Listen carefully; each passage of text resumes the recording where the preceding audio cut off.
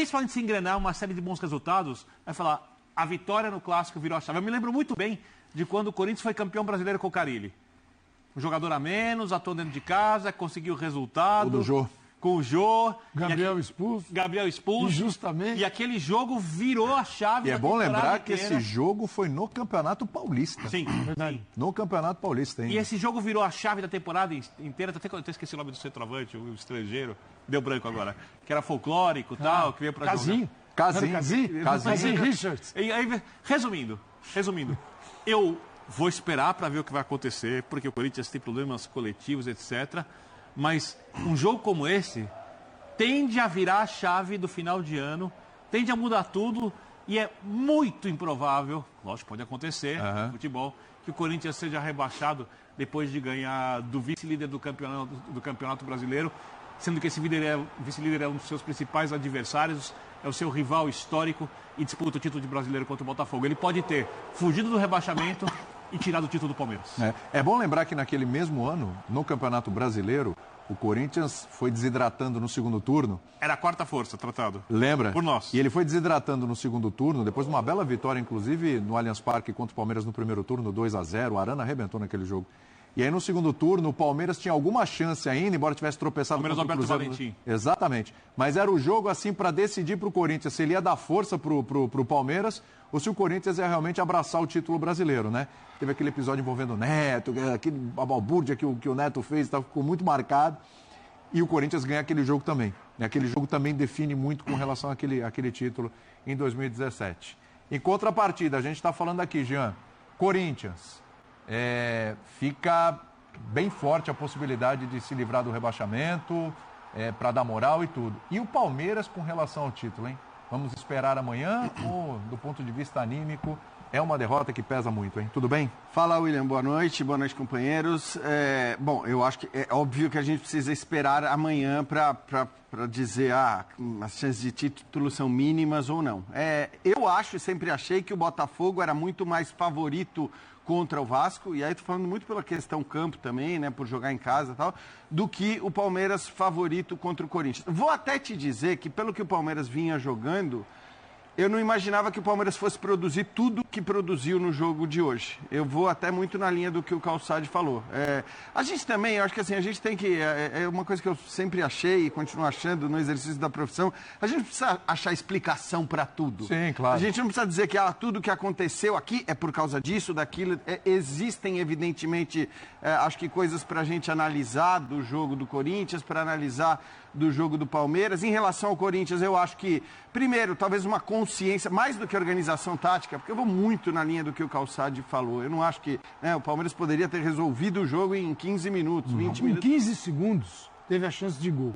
Imagina você começar, Jean, com 15 segundos, 1-0. Seguinte, era outro jogo. Isso. Aí são aquelas coisas do futebol que a gente sempre fala que um mata-mata muitas vezes é resolvido por esses detalhes. E o jogo de hoje, de alguma maneira, era quase que um mata-mata, tanto para um como para outro, né? Tinha esse peso e as coisas andaram do jeito que andaram. Quer dizer que o Palmeiras fez tudo errado? Não. Quer dizer que o Corinthians fez tudo certo? Não. Mas acho que depois de um jogo como esse, que é quase um mata-mata, a primeira coisa que a gente tem que avaliar são as consequências da partida. E aí, para responder a tua pergunta, acho que se o Botafogo ganhar amanhã, pelo que o Botafogo tem jogado, principalmente por isso, 6 pontos, aí eu acho que, de fato, a chance é mínima. Aí a gente tem que olhar para o Fortaleza, que está a 1 ponto do Palmeiras. E ganhou esse final de semana do Juventude. O Fortaleza está a 1 ponto. Mas é que eu acho que, assim, para buscar o Botafogo, ele não poderia dar chance... Não, digo para buscar o Palmeiras. Do Fortaleza buscar o Palmeiras. Buscar o Botafogo. O Palmeiras, então. Mas é que eu acho que para o Palmeiras poder buscar o Botafogo, ele não tem nem que pensar no Fortaleza. Eu digo assim, para o Fortaleza ser vice, claro que campeão, né? Que é um feito espetacular. Você está dizendo pelo vice. A luta fica em Palmeiras e Botafogo, mas ela passa a ser ela tem um terceiro interessado. Isso. É que eu acho que o vice tem menos valor para o Palmeiras do que teria para o Fortaleza. Fortaleza é quase um título, um vice. Agora, eu acho que sim. Se o Botafogo ganhar amanhã, as coisas estão praticamente resolvidas. E o normal seria o Botafogo ganhar amanhã, por mais que o Vasco venha do... As consequências para o Corinthians, eu acho que o jogo quase que determina a salvação do Corinthians. A gente não pode falar isso do ponto de vista matemático, evidentemente. Mas quando ele abre 4 pontos sobre a zona de rebaixamento, ainda que o Atlético Paranaense tenha um jogo a menos, mas você vê os 4 pontos abertos em relação à zona de rebaixamento, você percebe o quanto os de baixo não estão jogando bem. Tem jogado pior que o Corinthians. Porque muito se fala do Corinthians, das falhas da comissão técnica, mas acho que o Corinthians melhorou do meio do ano para cá e por isso saiu da zona de rebaixamento e hoje está no estágio melhor daqueles que estão abaixo. Então, é quase que o jogo da salvação, também por toda a questão anímica que você falou. Analisar os méritos e deméritos, eu acho que eu não sou daqueles que acham que o Palmeiras fez tudo errado, repito, porque quem faz tudo errado não cria a quantidade de chances que o Palmeiras criou. Agora, o Palmeiras é o time com maior número de chances criadas no campeonato, com maior número de chances perdidas no campeonato, ainda que seja com maior número de finalizações. Então, assim, o jogo mostrou algo que a gente está vendo há muito tempo. É um time que cria muito, e aí, me desculpem aqueles que já estão detonando o treinador e tudo mais. Eu acho que tem mérito do técnico quando você cria tudo que você criou. O treinador tem problema? A gente já está lendo umas coisas que é louco. Já tem aí já? Puxa. Agora, você tem um problema de eficácia que é muito claro e que não é de hoje. E mais do que isso, eu acho que o Palmeiras nunca foi, né, em toda a era do Abel, um time tão frágil defensivamente. Essa Está sendo muito vazado. Muito esse time vazado. não tem cara do time do Abel. E aí, assim, é um time que permite ao adversário contra-atacar de maneira letal. E foi o que o Corinthians fez. Porque é claro que o Palmeiras foi muito melhor no primeiro tempo, criou muito mais chances, poderia ter resolvido o jogo em 15 minutos. Mas se você for analisar, as duas grandes defesas do primeiro tempo foram do Everton. Foram as duas grandes. Aquela primeira com o Yuri que ele espalma. Que ele tenta dar a cavadinha e espalma. Exato. E a outra um lance cara a cara. E a outra um lance cara a cara que ele sai. Então, assim, ele acabou fazendo as defesas mais difíceis, por mais que o Palmeiras tenha criado mais, tenha tido mais volume. Claro, o jogo ele é resolvido em falhas individuais, né? Os 2 gols acho que saem em falhas individuais. E aí eu destaco para mim, o segundo gol é uma falha individual do Everton. Né? Ele sai completamente. Mas aí olhando para o Corinthians, primeiro, a postura, a consciência da acho que inferioridade técnica e da inferioridade coletiva hoje. O Corinthians teve essa consciência, mesmo jogando em casa, jogou para contra-atacar. Estou de acordo com o Calçado que não foi perfeito nesse aspecto, mas era a ideia que o Corinthians tinha, matar o jogo nos contra-ataques. E foi o que ele fez. Por mais que tenha contado para isso, né, o segundo gol ele faz no contra-ataque e poderia ter feito 2 gols no primeiro tempo no contra-ataque também. E depois eu acho que a postura, o empenho, porque é algo que muito se falou, né? O Birner até destacava os apagões e tudo mais.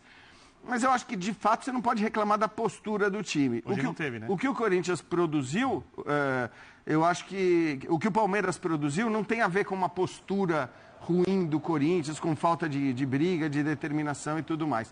Eu acho que o Corinthians tem ali os seus méritos, ainda que, como bem disse o Calçade, você possa contestar muitas coisas, né? Então, eu acho legal esse gancho que você deu, e eu acho que a gente tem que entrar daqui a pouco nessa questão.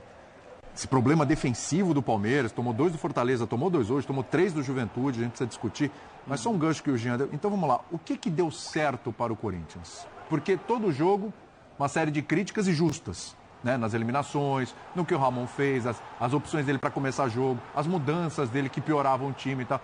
O que deu certo hoje? O que o corintiano fala, isso aqui deu certo? Primeira coisa, qualidade de finalização. Tá. No lance do primeiro gol. E é óbvio, quando esse jogo tem, como disse o Jean, um caráter de mata-mata, não é um jogo de pontos corridos, um jogo a mais, em Itaquera, decisivo para o Corinthians virar a chave, decisivo para o Palmeiras continuar colado no Botafogo. Os times carregaram para o campo tudo aquilo que eles vinham sentindo, e os jogadores, os seres humanos, vivenciando ao longo da temporada.